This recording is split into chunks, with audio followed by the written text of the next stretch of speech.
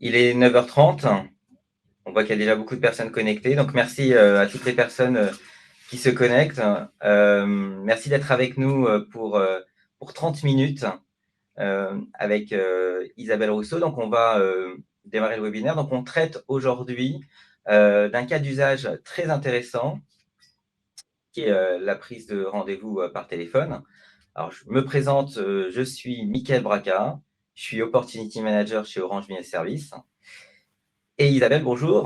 Tu as le plaisir d'être avec nous. Tu es chef responsable marketing chez Orange Business Services dans le domaine de l'IA et du conversationnel.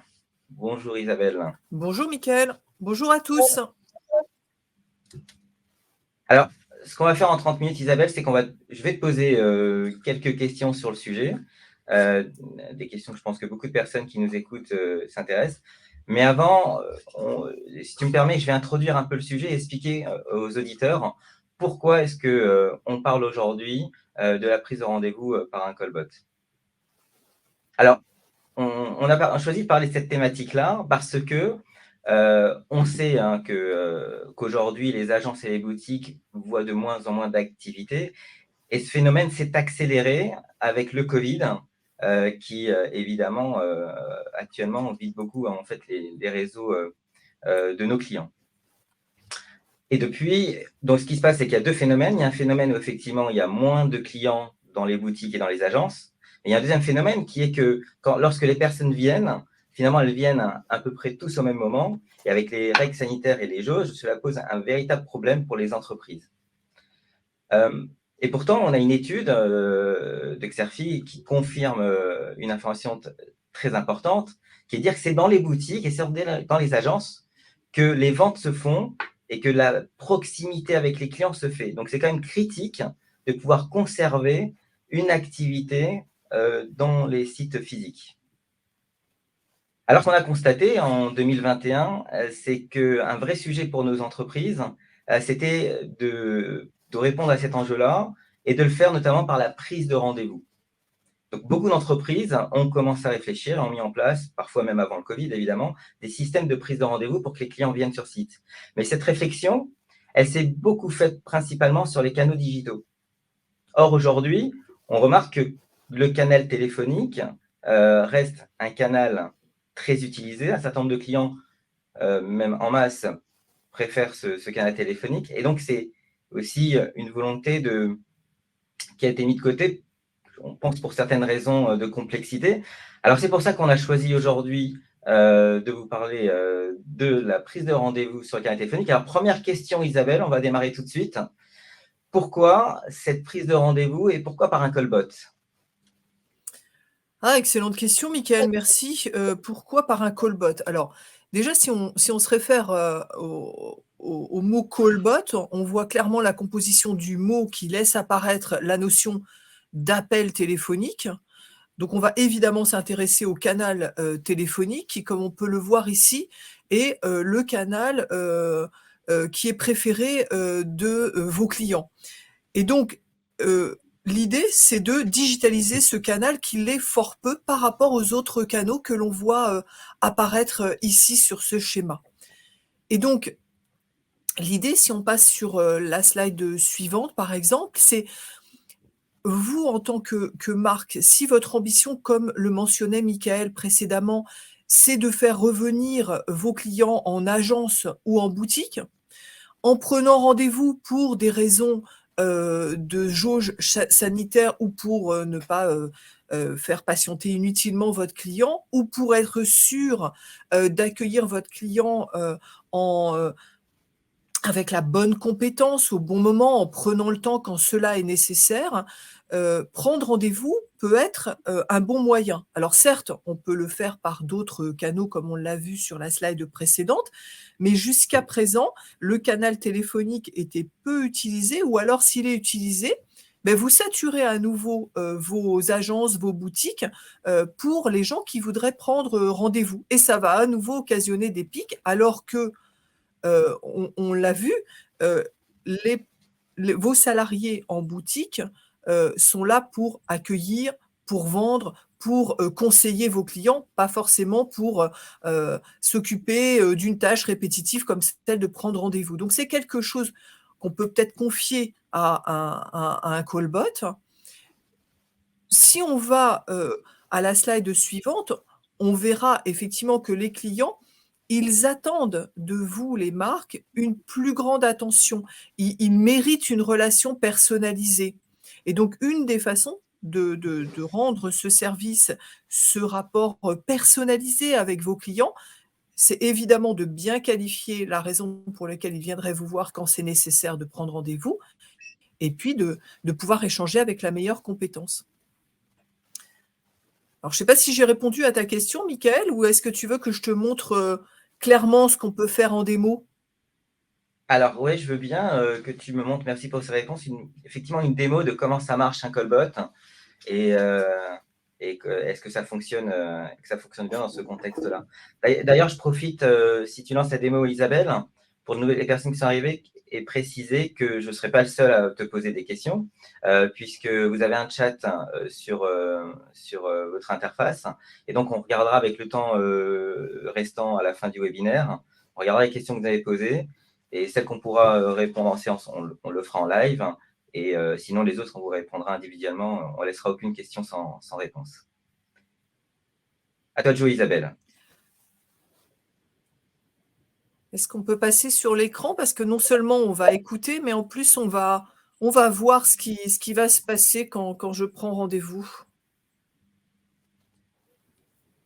Parfait. Alors, on voit l'écran. Effectivement, on voit une interface conversationnelle. Bonjour Madame Rousseau, bienvenue chez Audaciel Paris 15. Je suis votre assistant virtuel de la prise de rendez-vous. Que puis-je pour vous? En fait, je voudrais prendre rendez-vous pour faire réparer mon PC. J'ai bien compris que vous voulez réparer votre ordinateur. Avez-vous un commentaire à signaler concernant l'état de votre appareil? Oui, pour moi, c'est le clavier qui ne fonctionne plus. C'est noté. À quel moment de la journée souhaitez-vous prendre rendez-vous? Plutôt le matin ou plutôt l'après-midi? Plutôt l'après-midi.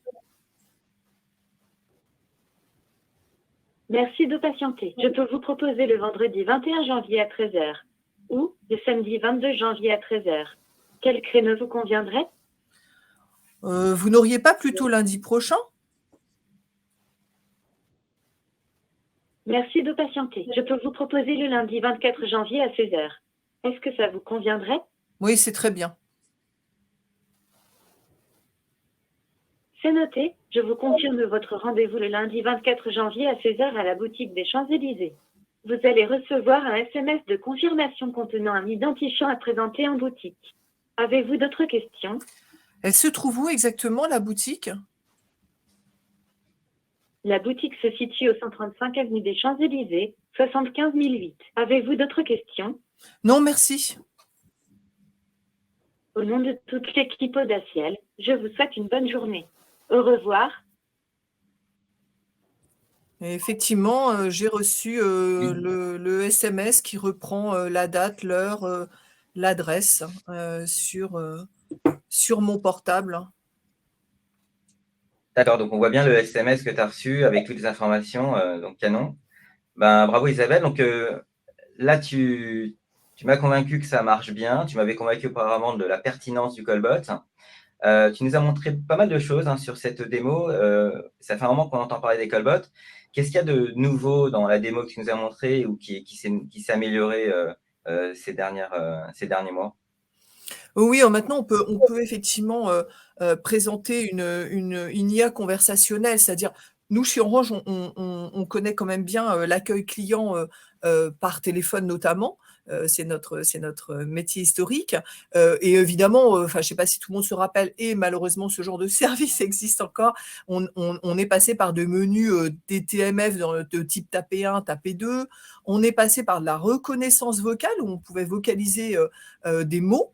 On est passé également au langage naturel, où là, il y a une notion de parler naturellement avec de la sémantique qui est arrivée, qui a apporté un confort pour affranchir notamment vos clients quand ils appellent de la complexité de vos entreprises. Et puis, en ajoutant ce que l'on a fait de l'IA conversationnelle, ça permet non seulement d'utiliser le langage naturel, mais également de comprendre toute la façon dont nous, humains, on fonctionne. C'est-à-dire, vous avez vu, j'ai fait des digressions. Elle me demande ce que je veux, je lui réponds pas est-ce que je suis d'accord du rendez-vous, je lui demande de me rappeler l'adresse. Je suis capable également, là vous avez vu, on a un lien avec des calendriers. On a une représentation graphique du dialogue, ce qui va permettre de savoir comment s'est passé le dialogue, comment on peut améliorer. Et puis, là où on fait également des progrès, c'est faire correspondre l'intention, la façon dont le client s'exprime avec votre business logique. Concrètement, je veux prendre rendez-vous pour réparer mon PC. Est-ce que moi, en tant que marque, j'ai besoin de vérifier un certain nombre de choses avant de bien qualifier l'appel, de bien éventuellement router l'appel si c'est nécessaire, et de prendre rendez-vous. Et puis, il y a un sujet clé qui est important aussi, c'est tout ce qui est référence alphanumérique. Donc là, on ne l'a pas vu dans la démo, mais on est capable, avec des taux de performance très importants, de reconnaître un certain nombre de références. Ça peut être des références alphanumériques de colis, de plaques d'immatriculation, des numéros de téléphone quand on a besoin de récupérer des informations comme telles. Donc, c'est vrai que rien que d'intégrer ce genre de nouvelles notions et à échelle industrielle et pas forcément juste en custom, ça a fait des gros progrès et on est capable de le proposer sur nos SVI. D'accord.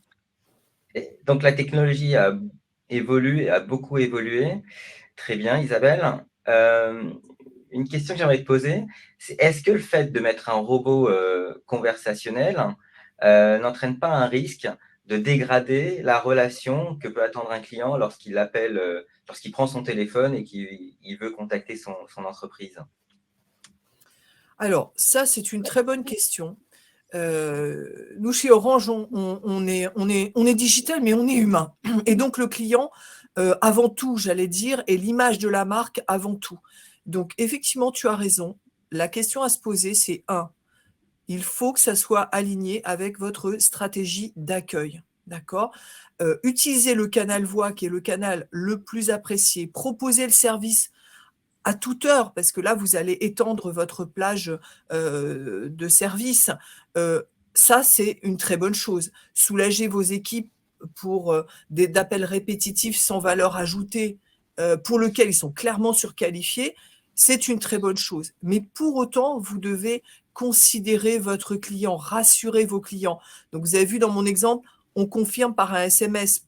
Parce que quand même, je viens de parler à un robot, est-ce que c'est sûr? Est-ce que j'ai bien fait l'action? Est-ce que le rendez-vous est bien pris? Ça va m'éviter de rappeler. Notre vision, elle est clairement pas de remplacer les humains par des robots. On va soulager les équipes et en même temps, on va prendre le temps d'approfondir la relation avec vos clients. Et donc, pour ce faire, il y a vraiment deux notions. On a le callbot de self-care comme celui qu'on vient de démontrer, où le callbot se débrouille tout seul pour cette tâche simple, même si derrière, on a vu qu'il y a un peu de complexité, comme on l'a vu sur la slide précédente, mais le cas d'usage est très simple.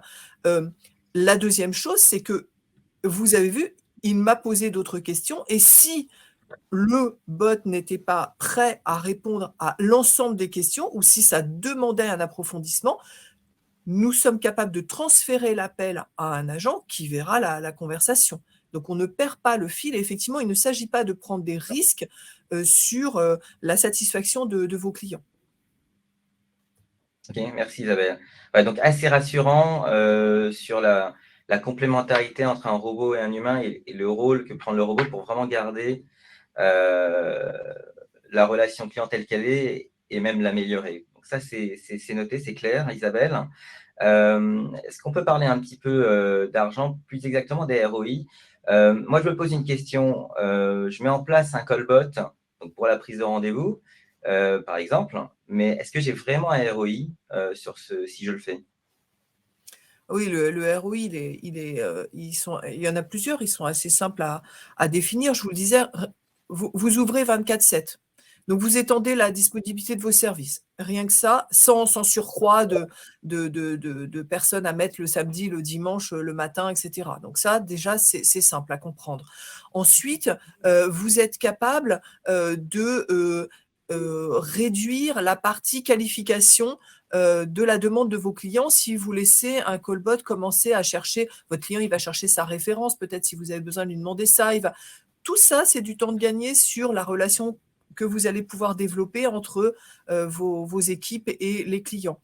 Il y a aussi quelque chose d'intéressant, c'est au niveau du côté qualitatif, c'est-à-dire éviter de demander à vos salariés de répondre à des questions répétitives qui peuvent être très lassantes, qui peuvent émousser leur qualité, ça a du sens. Mais là, quand je parlais au tout départ de digitaliser, on digitalise la voix du client. C'est-à-dire, pour la première fois, à moins que vous enregistriez l'ensemble de vos conversations, mais pour la première fois, vous êtes en capacité d'écouter la voix de vos clients, la façon dont ils s'expriment. Et donc là, clairement, ça va vous permettre d'améliorer évidemment les cas d'usage de votre accueil client, de mieux former vos équipes, comment les clients s'expriment, par quels mots, quelles sont leurs interrogations. Et puis, vous allez peut-être, en analysant tout cela, penser à développer des nouvelles offres, mettre en avant des avantages inédits que vous mettiez pas forcément en valeur, soit en self-care, soit lorsque vous allez passer la conversation à l'agent, par exemple. Ok, très clair. Donc, il y a beaucoup de possibilités de cas d'usage et de ROI. Donc, clairement, ce que je comprends, c'est que les ROI sur le callbot, c'est un vrai atout du callbot, c'est son ROI. Très bien, Isabelle. Une autre question que j'aimerais te poser. Donc, OK, on part sur du callbot. Maintenant, il y a quand même beaucoup d'acteurs sur le marché qui font du callbot, qui parlent de callbot. Pourquoi moi, en tant qu'entreprise, je choisirais Orange Business Service pour mon projet callbot? Alors, c'est vraiment un point important. Effectivement, les callbots existent et de façon très, très bien, très professionnelle sur le marché. Nous, ce que nous avons voulu faire depuis le départ, ce n'est pas de proposer un nouveau silo, une nouvelle façon d'interagir avec la marque. On a clairement décidé d'ajouter de l'IA conversationnelle à nos solutions d'accueil client. Et c'est vraiment différenciant parce que d'ajouter de l'IA à vos solutions existantes, ça va permettre de continuer à piloter les flux, de ne pas faire la révolution, de commencer par des cas d'usage simples et qui sont bien définis avec vos équipes. Et puis, il faut rappeler, Michael, que voilà, je suis habillée en orange. Bon, je suis désolée, c'était pour aujourd'hui. Mais chez Orange, rappelez-vous, nous sommes opérateurs de service. Ça veut dire que là, dans l'exemple que je vous ai montré, je n'ai pas été obligée de vocaliser mon numéro d'appel parce que je ne l'ai pas masqué. Et donc, je suis reconnue dans la base de données. Et donc, on sait déjà qui je suis. Peut-être que ça va soulager un peu la conversation. Je ne suis pas obligée de vérifier certaines références, certaines choses, parce que je connais déjà mon client. Je suis capable en tant qu'opérateur de récupérer les informations qui sont sur la trame de l'appel et ça va évidemment, je vais mélanger joyeusement l'informatique et les télécoms. Et puis, il y a quelque chose qu'il faut considérer. Là, je vous ai dit, on va étendre la plage d'appel, on va être capable de soulager les files d'attente parce que je vais commencer soit à préqualifier, soit à gérer des cas simples via un callbot. Mais oui, mais encore faut-il être en capacité de décrocher tous les appels. Et c'est typiquement notre cœur de métier. Nous, quoi qu'il arrive, quelles que soient vos installations sur place, quand vous nous confiez vos appels via un numéro d'appel, nous sommes capables, de tout décrocher et de jouer la stratégie que vous nous avez confiée ensemble. Donc, ça, c'est vraiment un point différenciant. Et puis, tu le disais tout à l'heure, une IA conversationnelle, on va ajouter un certain nombre de composants pour améliorer l'expérience client. Nous sommes clairement garants d'un certain nombre de services auxquels vous êtes habitués. Évidemment, tout ce qui est protection des données, quel que soit le pays. Je rappelle qu'il y a la RGDP en Europe, mais il y a également tout ce qui est Cloud Act, Patriot Act aux États-Unis et d'autres en Asie. Donc, nous sommes le garant, nous sommes capables de vous dire où sont vos données, où sont-elles hébergées, sur les data centers Orange et si ce sont sur les data centers de nos partenaires, quel est le niveau exigé et ça, nous sommes le point d'entrée unique pour vous garantir que nous sommes capables de répondre à vos exigences en termes de SLA, en termes de sécurité. Merci Isabelle. Ouais, donc effectivement très rassurant tout ce que tu dis. On a envie de se lancer. Et maintenant, je pense qu'on arrive à la fin de mes questions. En tout cas, on va passer aux questions Oui, des j'en vois auditeurs. déjà là qui arrivent. Je vois Clara qui dit « Et si je souhaite parler à un conseiller ?» Alors effectivement, il y a deux notions. Il y a le callbot de self-care, comme on l'a vu, qui raccroche à la fin parce que ça y est, il a atteint sa mission de prendre rendez-vous, ou je sais pas, on peut imaginer comme là c'est marqué de modifier un billet d'avion ou effectivement de prédéclarer un sinistre ou voilà, suivre un colis. Mais Clara, effectivement, ce qu'on apporte, puisque c'est intégré à nos solutions, c'est de transférer, si besoin, la conversation à un conseiller. Et ce que l'on va proposer de plus, c'est que vous avez vu dans l'interface, je récupère toute la conversation, le dialogue entre l'humain et le bot. Et donc, je vais transférer cette conversation en tout ou partie, tout dépend de ce que vous souhaitez, sur le bandeau du conseiller, de façon à éviter de faire répéter, voire même déjà de savoir vers quel conseiller je vais orienter la conversation et puis quelles actions il pourrait déjà déterminer. On peut aller jusque-là. Et puis, si je veux répondre aussi à Thibaut, est-ce que ça fonctionne dans d'autres langues que le français? Oui, évidemment, ça fonctionne dans d'autres langues que le français. Ça existe. Alors là, pour le coup, nous sommes...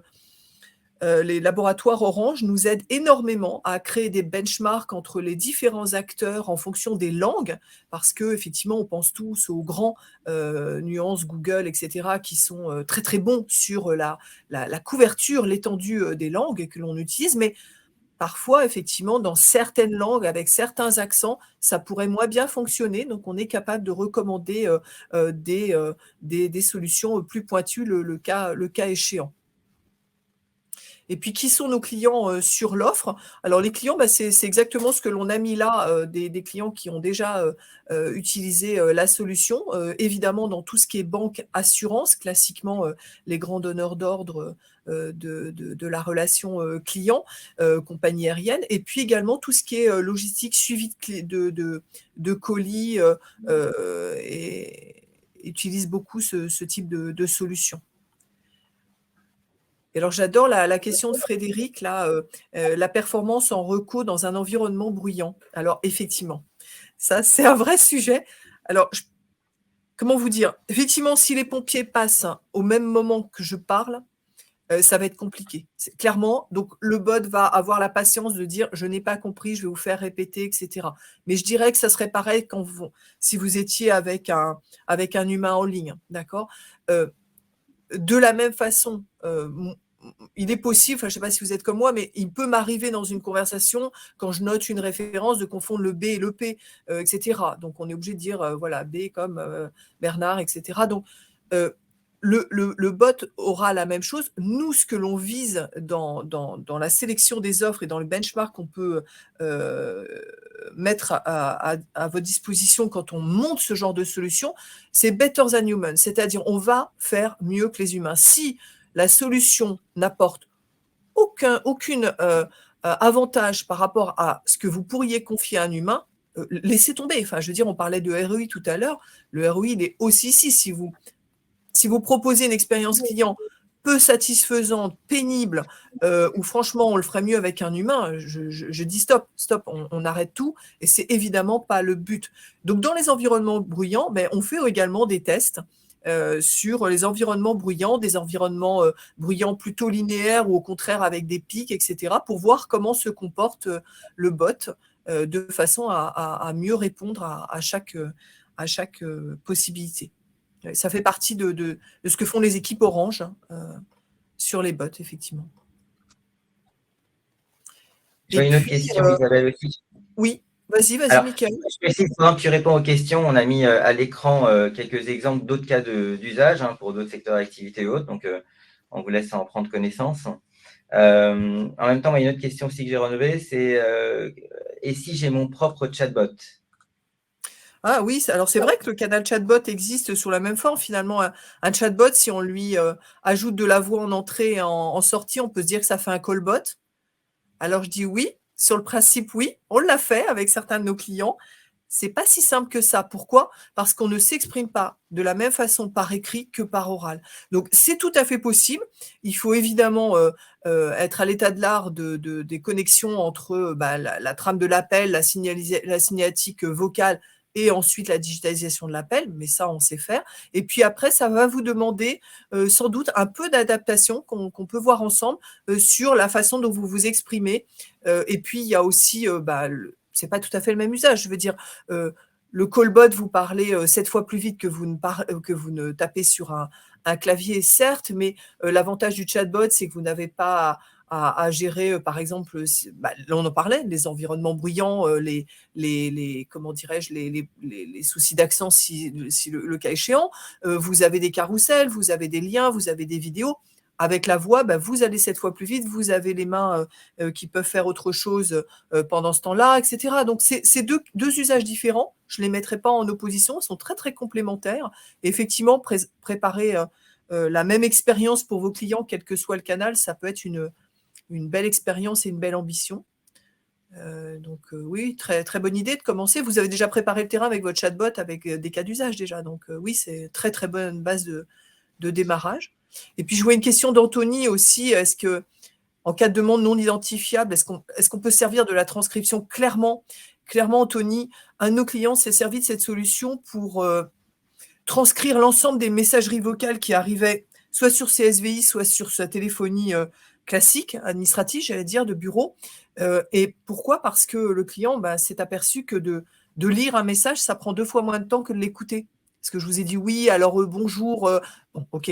Donc ça, c'est la première chose. Et deuxièmement, je peux rajouter la couche IA qui va me permettre de détecter les intentions et pourquoi pas router la transcription du texte sur la bonne compétence que j'ai déjà décelé le besoin du client.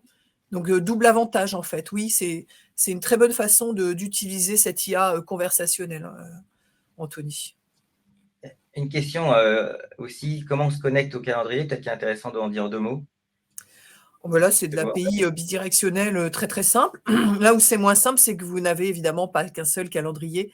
Effectivement, il faut déjà savoir sur lequel on regarde. Donc, tout ça, c'est effectivement à bien étudier avec vous, mais c'est de l'API bidirectionnelle. Enfin, je veux dire, dans notre expérience, connecter les SVI, les solutions de centre de contact, la logistique des appels, avec des CRM, avec des applications métiers, avec des choses extérieures, ça, on sait le faire depuis des lustres. Et je vous rappelle qu'un lustre, ça fait 5 ans. Donc, ça va. Tout va bien. Bon. Je pense qu'il y a encore pas mal de questions qu'on ne pourra pas répondre en live. On les prendra, comme on le précisait, et on vous donnera une réponse aux questions qui sont restées sans réponse. Merci pour vraiment l'intérêt de toutes les questions que vous avez posées. Alors, là, sur la minute qui nous reste, Isabelle, je te propose de conclure, de résumer un petit peu tout ce que tu nous as dit qui était très intéressant. Moi, ce que je retiens finalement de ce que tu nous as dit, c'est que le point de départ, c'est de choisir un cas d'usage avec certaines caractéristiques pour savoir si c'est un bon cas d'usage. J'ai compris qu'il fallait que ce soit très répétitif, qu'il y ait une certaine volumétrie. Et il faut vraiment que ce soit un cas d'usage qui n'ait pas de valeur ajoutée particulière lorsqu'il est traité par un humain. Donc, la prise de rendez-vous, c'est un très bon exemple de ce qu'on vient de dire. Et puis ensuite, ce que tu as également dit, tu as parlé de ROI. Il faut que ce cas d'usage il soit drivé donc par le ROI, que ce soit pour un callbot self-care ou de qualification. Il faut également qu'on se mette à la place du client et qu'on pense l'expérience client, comment est-ce que lui va vivre l'expérience. Mais il faut également qu'on se mette à la place du conseiller et qu'on pense également à l'expérience qu'il va avoir quand il va reprendre notamment la conversation ou l'historique. Voilà ce que j'ai retenu de ce que tu nous as dit, Isabelle. On peut résumer, même si tu nous as dit beaucoup d'autres choses qui étaient aussi très intéressantes. De toute façon, le webinaire sera disponible en replay. Vous pourrez vous reconnecter. Et puis, vous voyez un QR code également à droite. On a, pour information, depuis quelques semaines, Orange Business Service a lancé le diagnostic de la relation client. Alors, c'est quoi? C'est en fait un questionnaire de 5-10 minutes que vous allez avoir accès en photographiant ce QR code. Et puis, en répondant aux questions, vous allez recevoir un PDF qui vous donnera une vision extérieure de votre relation client. Donc, on parlera dans ce questionnaire et de ce diagnostic de Callbot, mais pas que. Donc, voilà, c'est toujours très intéressant de pouvoir, surtout en début d'année, de faire ce type d'exercice. Donc, on vous recommande vivement de le faire. En tout cas, j'étais ravi, Isabelle, d'avoir cet échange avec toi. On termine pile à l'heure. Merci à toutes les personnes qui sont connectées, très nombreux, et puis pour vos questions et votre intérêt. Et on se tient à votre disposition pour tout sujet et pour aller plus loin, puisqu'évidemment, en 30 minutes, on n'a pu qu'effleurer le sujet. Et il y a encore beaucoup d'autres choses à se dire. Et j'espère qu'on aura le plaisir d'en discuter avec vous. Très bonne journée. Merci Isabelle. Merci à vous tous. Avec plaisir, merci à vous.